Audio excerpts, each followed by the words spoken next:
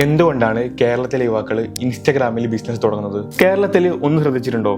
2020 മുതൽ ഇൻസ്റ്റഗ്രാമിൽ ആയിരക്കണക്കിന് സ്റ്റാർട്ടപ്പ് തുടങ്ങിയിട്ടുണ്ട്. Cake page, fashion stores, marketing agencies, fitness products, അങ്ങനെ തുടങ്ങി എല്ലാം ഇൻസ്റ്റഗ്രാമിൽ. പക്ഷെ ട്വിസ്റ്റ് എന്താൽ ഇവരിൽ പലരും 6 മാസത്തിനുള്ളിൽ ക്ലോസ് ചെയ്തിട്ടുണ്ട്. എന്തുകൊണ്ടാണ്? എന്താണ് ആക്ച്വലി വർക്ക് ചെയ്യുന്നത്? ഡാറ്റയോടുകൂടി പറയാം. കേരളത്തിൽ അയിഞ്ഞാട്ടം പോലെ നടക്കുന്നത് 2 കാര്യങ്ങളാണ്.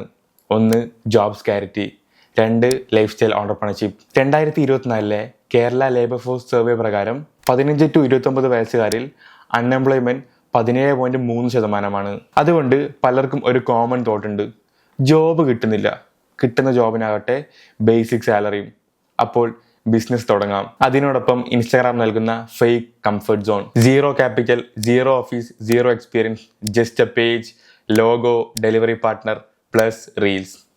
ഇതൊക്കെ ചെയ്തതിനാൽ തോന്നും സ്റ്റാർട്ടപ്പ് തുടങ്ങി. എന്നാൽ റിയൽ ബിസിനസ് സ്ട്രാറ്റജി ഇല്ലെങ്കിൽ ഗ്രോത്ത് വെറും 3 to 6 മാസം വരെ ആയിരിക്കും. ഈ വീഡിയോയിൽ ഞാൻ പറയാൻ വന്നത് എന്തുകൊണ്ടാണ് യങ്സ്റ്റേഴ്സ് ഇൻസ്റ്റാഗ്രാം ബിസിനസ് ചൂസ് ചെയ്യുന്നത്, എന്താണ് അവർ ചെയ്യുന്ന biggest mistakes, which model actually works, കേരളത്തിലെ 3 സക്സസ്ഫുൾ ആയിട്ടുള്ള ഇൻസ്റ്റാ സ്റ്റാർട്ടപ്പ്, ആൻഡ് ഫൈനലി നിങ്ങൾക്ക് ഫോളോ ചെയ്യാൻ വേണ്ടി പറ്റിയ എക്സാക്ട് ആക്ഷൻ പ്ലാൻ. കേരളത്തിൽ ഇൻസ്റ്റാഗ്രാം യൂസേജ് ക്രേസിയാണ്. മെറ്റാ ഡാറ്റ പ്രകാരം കേരളത്തിൽ 11.4 മില്യൺ ഇൻസ്റ്റാഗ്രാം യൂസേഴ്സ് ഉണ്ട്. അതിൽ 52% 18 to 34 ഏജ് ഗ്രൂപ്പിലുള്ള ആൾക്കാരാണ്. Instagram shopping adoption 29% is higher than national level. കേരളത്തിലെ വുമൺ ലീഡ് ഇൻസ്റ്റഗ്രാം ബിസിനസ് കഴിഞ്ഞ 3 വർഷങ്ങളായിട്ട് 67% ആണ് ഇൻക്രീസ് ചെയ്തിട്ടുള്ളത്. എന്തുകൊണ്ടാണ് ഇൻസ്റ്റഗ്രാം അട്രാക്റ്റീവ് ആയിട്ടുള്ളത്? Free branding, easy content, viral potential, delivery partners available, low risk, high social validation. Biggest mistakes Instagram ബിസിനസ്സിൽ ആളുകൾ ചെയ്യുന്ന 5 മേജർ മിസ്റ്റേക്സ്. ഏറ്റവും important, product market mismatch. Cake pages opening every day, fashion stores opening every day, പക്ഷേ മാർക്കറ്റിൽ ഉള്ള products തന്നെയാണ്. പ്രോഡക്ട്സിൽ ഒരു ഡിഫറൻസിയേഷനും ഇല്ല. രണ്ടാമത്, only reels, no business. Followers കുറേ ഉണ്ട്, പക്ഷെ അതിൽ നിന്ന് ലീഡ് വരുന്നില്ല, വരുന്ന ലീഡ് കൺവേർട്ട് ആവുന്നില്ല, അതുകൊണ്ട് തന്നെ ബിസിനസ്സിൽ റവന്യൂ ഇല്ല. മൂന്നാമത്തത്, 0 customer experience, reply delay, no tracking, no pickup coordination, review drop, return rate is high. നാലാമത്തെ മിസ്റ്റേക്ക്, നോ പ്രൈസിങ് സ്ട്രാറ്റജി. പ്രൈസിങ്ങിൽ ഒരു ലോജിക്കും ഇല്ല, പെർച്ചേസിങ് പ്രൈസ് അറിയാതെ വെറുതെ ഒരു പ്രൈസ് ഇടുന്നു. 5 no monthly or quarterly planning. കുറച്ച് റീൽസ് ചെയ്യുന്നു, കുറച്ച് ഫോളോവേഴ്സ് ചെയ്യുന്നു, ഒരു 1000 ഫോളോവേഴ്സിന് 1-2 ഓർഡേഴ്സ് വരുന്നുണ്ടാവും. ആ ഓർഡേഴ്സിൽ കൺവേർട്ട് ആവും ആദ്യത്തെ 1-2 മാസം, പിന്നീട് അതും ഉണ്ടാവില്ല, ബിസിനസ് പൂട്ടുന്നു. What actually works? വർക്ക് ചെയ്യുന്ന മോഡൽസ് 3 ആണ്. Model 1, hyper local niche. Niche audience ആണ്, ഹൈപ്പർ ആണ്. ഉദാഹരണത്തിന് എരമാം cake Kozhikode, only 5 premium flavours, home delivery radius in 5 kilometre, conversion rate 18%. Model 2, value plus identity branding. കേരളത്തിലെ മലയാളികളുടെ യൂത്ത് ഐഡന്റിറ്റി പ്ലസ് ബ്രാൻഡിംഗ് ആണ് ഇഷ്ടപ്പെടുന്നത്. For example, Malayali street wear, Thrissur vibes merch, I am from Malabar collections. Model 3, service first creators, student starting, video editing, content creation, social media handling, Meta ads. ഇതിൽ ലാഭം high ആണ്, delivery cost കാര്യങ്ങളൊന്നും ഉണ്ടാവില്ല, competition, skill makes difference. ഇനി 3 കേരളത്തിലെ successful ആയിട്ടുള്ള Instagram business പേജുകളുടെ case study എടുക്കുകയാണ്. Case study 1, Kozhikode beauty startup. ഇത് ശരിക്കും റിയൽ കേരള ട്രെൻഡ് ബേസ്ഡ് ആയിട്ടുള്ള ഒരു ഇൻസ്റ്റാഗ്രാം ബിസിനസ് മോഡലാണ്. 3 girls started a beauty startup in Calicut. മാസം revenue 30 to 40K in first year.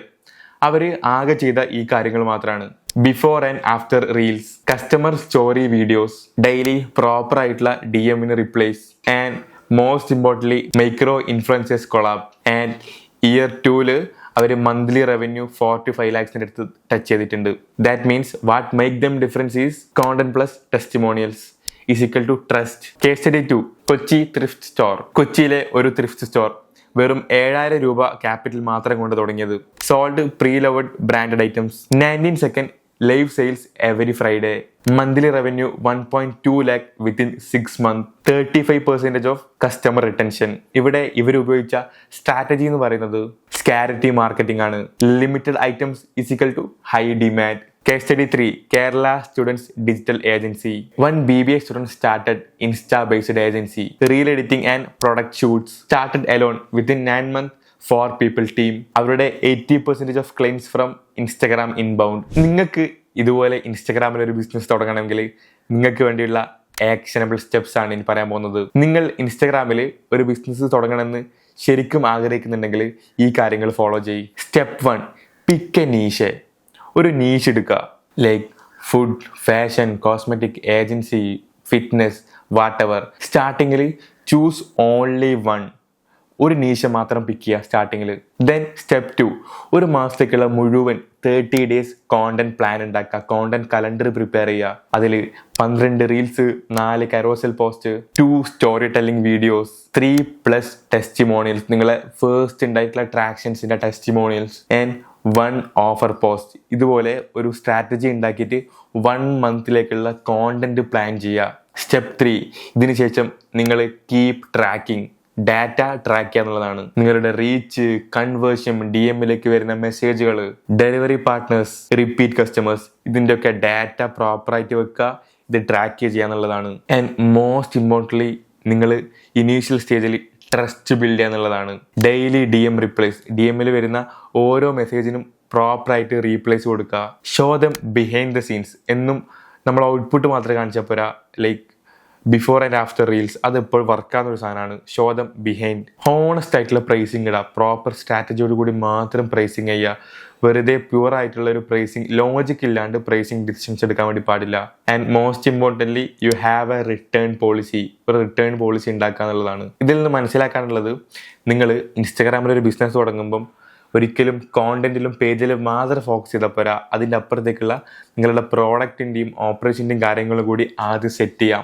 എന്നിട്ട് ഇൻസ്റ്റഗ്രാമിലേക്ക് വരാമെന്നുള്ളതാണ്. ഇൻസ്റ്റഗ്രാം ബിസിനസ് ഈസി ആണെന്ന് തോന്നും, പക്ഷേ റിയാലിറ്റി ഒരിക്കലും ഈസി അല്ല. Strategy, content, planning, operation, consistency, ഇതൊന്നും ഇല്ലെങ്കിൽ വെറും 3 മാസം കൊണ്ട് ഇത് പൂട്ടിപ്പോകും. If you are planning to start your own Instagram business or already you started, comment your struggles. ഇതുപോലെയുള്ള കേസ് സ്റ്റഡീസ് വേണമെങ്കിൽ കമൻറ്റ് ബിലോ. ഞാൻ ഇതുപോലുള്ള ഇനിയും കുറേ കാര്യങ്ങളായിട്ട് വരുന്നുണ്ടാവും. സോ ഐ ഹോപ്പ് ഈ വീഡിയോ നിങ്ങൾക്ക് ഹെൽപ്ഫുൾ ആയിട്ടുണ്ട്, അല്ലെങ്കിൽ നിങ്ങൾക്ക് വാല്യൂ കിട്ടിയിട്ടുണ്ടെന്നുള്ളത്. സോ അടുത്തൊരു വീഡിയോയിൽ കാണുന്നത് വരേക്കും ബൈ.